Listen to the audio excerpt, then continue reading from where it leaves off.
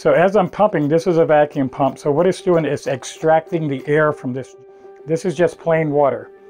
Now when I pour water into this jar, so we hear Christians sometimes talking about getting things out of their heart. I heard a person the other day say, we've got to uproot hatred from our lives. We've got to extract it from our lives so that there won't be any hate around. And so another person, they say, I need to get rid of pornography. I need to get that out of my life. Another person needs to get drugs out of their life.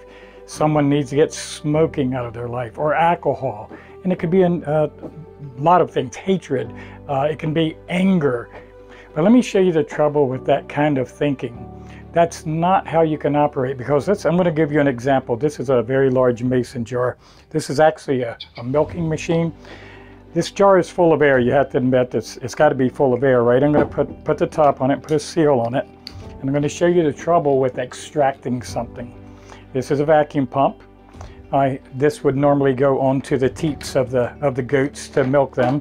And I'm going to start pumping this. So as I'm pumping, this is a vacuum pump. So what it's doing is extracting the air from this jar. This jar, if I keep pumping, and right now I'm up to almost 5 pounds. That's a negative 5 pounds. So I'm creating a vacuum here. And if I keep pumping, I will extract all the air from this jar. And you say, good, just like I extracted hatred or something from my life. The trouble is, as Aristotle said, nature abhors a vacuum.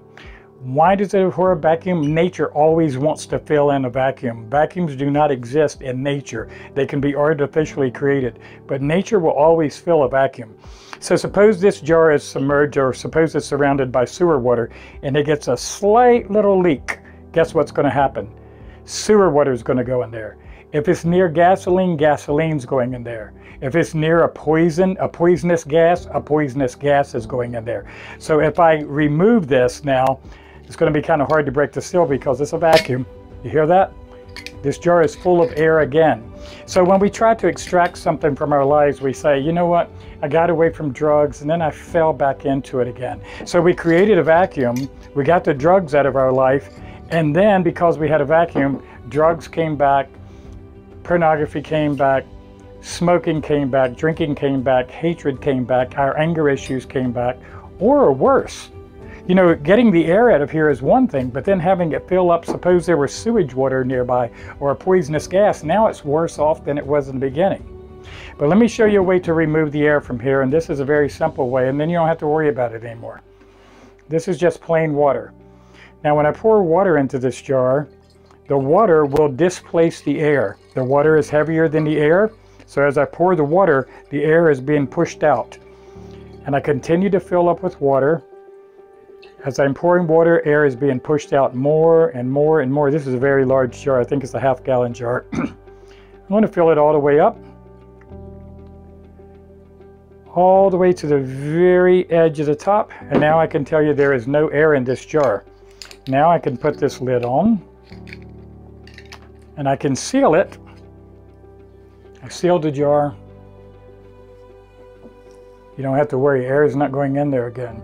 Even if I crack the seal, the water's still there. Air is not going back in again. So how does that pertain to our Christian life? Instead of trying to extract things, instead of saying, let me get rid of this sin, let me get rid of this hatred in my heart, fill up your life with Jesus Christ. Let the love of Jesus Christ come in. And the love for the alcohol, the love for the pornography, the love for the drinking, the hatred in your heart, the anger in your heart. When the Holy Spirit comes in, when you let Jesus come in His fullness and you meditate on His Word and you're just spending time with the Lord, you've displaced all those other things. God is love. Hatred is the absence of love. Cold is the absence of heat. Darkness is the absence of light. So you don't pluck darkness out of your life.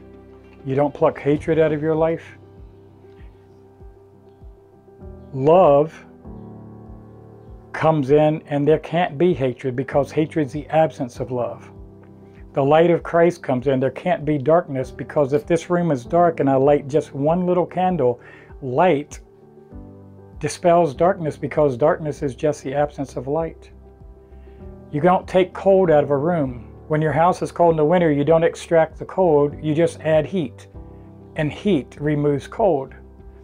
The love of Christ removes the hate. The peace of Christ removes the anger. The joy of Christ and the excitement of Christ removes the other things, the alcohol, the drugs, the pornography, other things where we maybe found joy, and it wasn't really joy. Usually people can't stand it, but they become slaves. Let Jesus come in. Just as this water displaced the air, let Jesus come in and displace the things that you're struggling with.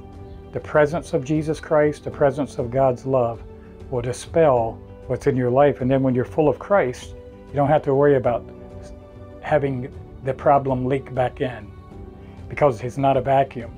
You're full of Jesus Christ.